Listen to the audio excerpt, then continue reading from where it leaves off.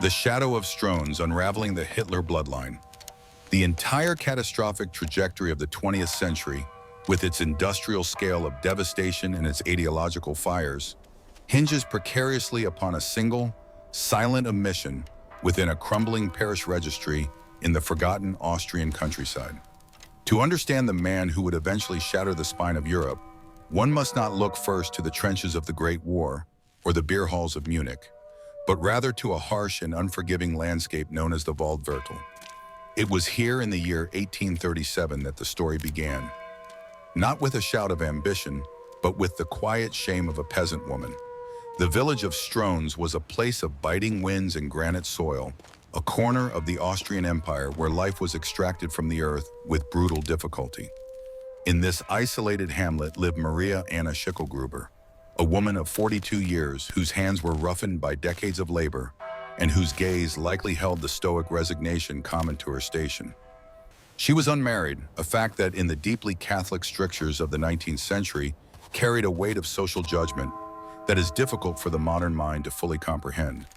On the 7th day of June in 1837, the silence of her modest existence was broken by the cry of a newborn son. She named him Alois. This child, who would grow into a man of stern rigidity and eventually father Adolf Hitler, entered the world with a defining deficit. When Maria took the infant to the parish priest in the nearby town of Dollersheim to receive the sacrament of baptism, a profound and lasting silence filled the room. The priest, holding the quill above the ledger that recorded the souls of the faithful, asked for the name of the father. Maria offered no answer, whether out of protection, confusion, or a promise of secrecy. She refused to speak the name of the man who had sired her son. The priest dipped his pen and wrote the terrifyingly bureaucratic label illegitimate in the designated column. The space where a father's name should have anchored the boy's identity was left starkly, hauntingly blank. This blank space was not merely a clerical detail, but a chasm that would define the psychology of the Schicklgruber line for generations. Young Alois was condemned to bear his mother's maiden name, growing up as an outsider in a close-knit rural community where lineage determined one's worth and social standing. He was the son of no one, a bastard in the harsh parlance of the time, forced to navigate a world that viewed his very existence as a moral failing. The mystery of that empty line has spawned a century of speculation, yet the immediate reality for Maria and Alois was one of crushing poverty. They lived as lodgers in the house of a local farmer, dependent on the charity of others and the meager wages Maria could earn. It is essential to visualize this atmosphere to understand the biological and psychological inheritance of the future dictator. The shame of illegitimacy in a small Austrian village created a thick, suffocating atmosphere of secrecy and defensiveness. It bred a desire to hide, to reinvent, and eventually, in the case of the grandson Adolf, to violently assert a superiority that history had initially denied them. The blood that flowed through the veins of the infant Alois was already charged with the tension of the unknown, a tension that would one day manifest in his son's desperate and paranoid obsession with purity and origin. 5 years after the silent scandal of his birth, the boy Alois found his world irrevocably altered by the arrival of a stranger, a man who wandered out of the Austrian mist with flower dust on his coat, and a history as fragmented as the landscape itself. In the year 1842, Maria Schicklgruber, now 47 years old and worn by the relentless grind of single motherhood, was approached by Johann Georg Hitler. He was an itinerant miller journeyman, a figure of transient existence who moved from village to village seeking work, lacking both property and stability. It is a testament to the harsh pragmatism of the era that Maria, despite her age and her burden of an illegitimate child, accepted his proposal of marriage.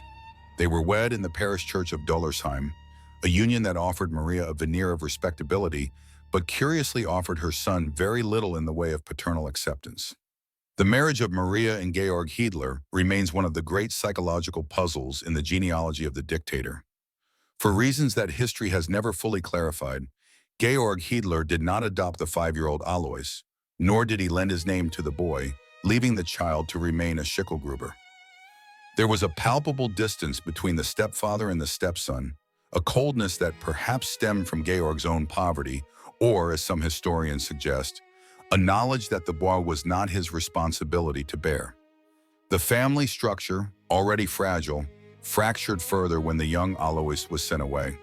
He was not kept in the house of his mother and her new husband, but was instead dispatched to the farm of Georg's younger brother, Johann Nepomuk Hitler, in the nearby village of Spital. Johann Nepomuk Hitler stands in stark contrast to his wandering brother Georg. While Georg was a drifter, Nepomuk was a man of the earth, a prosperous peasant with land, cattle, and a stable place within the social hierarchy. He took the boy in, raising Alois alongside his own children, yet the exact nature of their relationship is shrouded in a dense fog of ambiguity. Why would a wealthy farmer take in the illegitimate stepson of his poor brother? This act of apparent charity has fueled the persistent historical theory that Nepomuk himself, and not the wandering Georg, was the true biological father of Alois, hiding his indiscretion by having his brother marry the mother. For young Alois, this transition was a foundational trauma, a lesson in abandonment and substitution that would scar his psyche.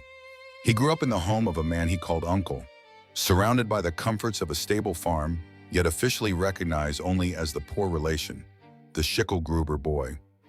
He lived between two fathers, one who had married his mother but ignored him, and one who raised him but could not publicly claim him. This duality created a deep fracture in his identity, a burning desire for legitimacy that would simmer beneath his skin for decades. He was a child of the borderlands, not just geographically between Austrian provinces, but existentially between families, names, and truths. It was in the farmhouse of Spittal, under the stern gaze of Nepomuk, that the boy learned that names were not merely labels, but keys to power, and that his own name was a locked door he would one day have to break down. By the year 1876, the illegitimate peasant boy from the Waldviertel had transformed himself into a man of consequence, wearing the imperial uniform of the Austrian Customs Service. Alois Schicklgruber was 39 years old, a respectable age that demanded a respectable name, yet he still bore the stigma of his mother's maiden title like a mark of second-class citizenship. It was in this year, nearly 4 decades after his birth, that Alois orchestrated the decisive maneuver that would ultimately give the world the name Hitler. The motivation for this sudden desire for legitimacy remains a subject of debate, though it was likely driven by a combination of social ambition and the pragmatic need to secure an inheritance from Johann Nepomuk Hitler, the uncle who had raised him and who now sought to make Alois his legal heir. On a cold day in late autumn, Alois returned to the parish church in Dollersheim, the very site of his baptismal silence. He did not come alone, nor did he come with his biological father, for Johann Georg Hitler had been dead for 19 years, buried in a pauper's grave. Instead, Alois arrived with 3 illiterate witnesses, Josef Rometer, Johann Breitneder, and Engelbert Pauk, men who were prepared to swear before God and the parish priest that the deceased Georg Hitler had, in his lifetime, acknowledged Alois as his legitimate son. It was a macabre piece of theater, a bureaucratic resurrection where the dead were made to speak through the mouths of the living to satisfy the legal requirements of the Austrian state. Father Zonscherm, the parish priest, opened the old baptismal register of 1837, the pages now yellowed with age. With a stroke of his pen, he performed an act of historical alteration that would echo violently into the future. He crossed out the word illegitimate, and in the empty column for the father, he wrote Georg Hitler. He added a marginal note claiming the legitimacy was confirmed by the witnesses, effectively erasing 40 years of bastardy. However, in the transcription of the name, a shift occurred. Whether by a clerical slip, a misunderstanding of the dialect, or a deliberate choice by Alois to distance himself from the peasant Hitler, the name was recorded as Hitler. Thus, on the 6th of January in 1877, the change became official. Alois Schicklgruber ceased to exist, and Alois Hitler was born. This was not merely a change of nomenclature, but a psychological shedding of skin. The name Hitler had a harder, more percussive sound, devoid of the rural, subservient connotations of Schicklgruber. For Alois, it was a victory over his circumstances, a forced entry into respectability that he had engineered through will and manipulation. He had corrected the mistake of his birth. Yet in doing so, he had built his identity on a foundation of half-truths and dead men's silence. He passed this invented name down to his children not as a gift of lineage, but as a weapon of identity, pristine and fabricated. Had this bureaucratic event not occurred, the man we know as the Führer would have been Adolf Schicklgruber, a name that lacks the rhythmic terror that Heil Hitler would later command.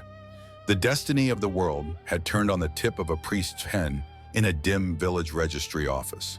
Alois Hitler, now clad in the double-breasted tunic and gold buttons of the Austrian Customs Service, was a man who inhabited his uniform as if it were a fortress against his own history. By the late 1880s, the former peasant boy had achieved the rank of senior customs official, a position of considerable prestige in the rigid hierarchy of the Habsburg bureaucracy. However, the psychological scars of his illegitimate youth had hardened into a brittle and volatile authoritarianism. He was a man obsessed with status, punctuality, and the appearance of respectability. Yet beneath this veneer of civil service discipline lay a restless and irritable soul. He frequented taverns, drank heavily, and ruled his household with a terrifying emotional distance that demanded absolute submission. It was into this atmosphere of stifled fear that Clara Posel entered, not merely as a wife, but as a figure of tragic devotion. Clara was 23 years younger than Alois and was, by blood, his second cousin, a simple woman from the ancestral village of Spattal who had initially worked as his housemaid. She was quiet, pious, and deeply submissive, referring to her husband as Uncle Alois long after their marriage, a linguistic habit that betrayed the unequal power dynamic of their union. Their home in Braunau am Inn was a place of shadows and whispers, where the mood of the father dictated the rhythm of existence. Clara had already suffered the devastating loss of her first 3 children to diphtheria, a trauma that left her in a state of perpetual maternal anxiety. Thus, when her 4th child was born on the 20th of April in 1889, her devotion turned into an overwhelming protectiveness. She named the sickly boy Adolf. The relationship between Alois and his surviving son, Adolf, became the crucible in which the future dictator's psychology was forged.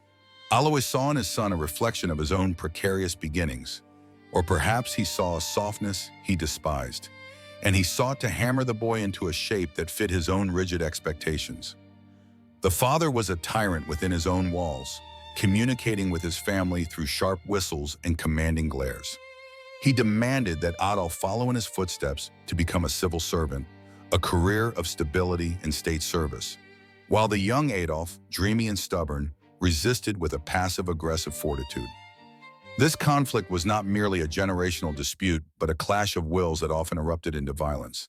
Alois beat the boy regularly, enforcing discipline with a whip or a stick, teaching the young Adolf that power was the only language that mattered, and that force was the ultimate arbiter of truth. Adolf Hitler later described his father in Mein Kampf with a mixture of alienation and begrudging respect. Yet the reality was far darker.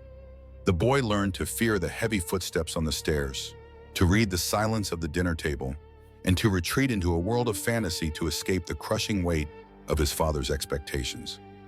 Alois Hitler represented the state, the law, and the unavoidable authority of the past, an authority that was capricious and cruel. It is a grim irony that the man who would one day demand the total obedience of a nation was himself the product of a household where obedience was extracted through terror. The shadow of Alois, with his handlebar mustache and his cold, bureaucratic gaze, never truly left his son. It was internalized, metabolized, and eventually projected outward onto the world, transforming the domestic tyranny of a provincial customs officer into the political tyranny of a totalitarian leader. Decades later, when the Austrian corporal had transformed into the German Messiah, the silence of the Waldviertel returned to haunt him with a vengeance. Adolf Hitler had built an entire ideology upon the sanctity of blood and the purity of lineage, yet his own veins carried a secret that terrified him more than any Allied army. Throughout the 1930s, as he ascended to absolute power, whispers began to circulate in the foreign press and among his political enemies regarding the blank space in his father's birth registry. The question that had remained unanswered in 1837 now threatened to unravel the myth of the Aryan Superman. Was the Führer himself of impure stock?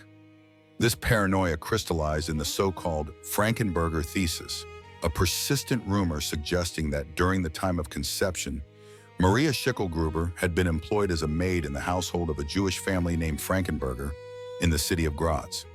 While modern historians have largely dismissed this theory for lack of evidence, the truth of the matter was less important than the fear it instilled in Hitler's psyche. He was a man consumed by the terror that he might be what he hated most. In 1930, he ordered his personal lawyer, Hans Frank, to conduct a clandestine investigation into his own family tree. Frank returned with a report that was inconclusive and disturbing, suggesting that the possibility of Jewish ancestry could not be entirely ruled out. This uncertainty was a poison in Hitler's mind, fueling a manic drive to bury the past so deep that it could never be excavated. The final act of this psychological drama played out not in a courtroom, but on the landscape itself.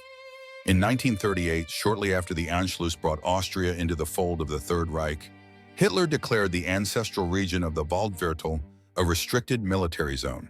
He ordered the immediate evacuation of Döllersheim and several surrounding villages, displacing thousands of peasants who had lived there for centuries. The official reason was the need for a training ground for the Wehrmacht, yet the symbolic intention was unmistakable.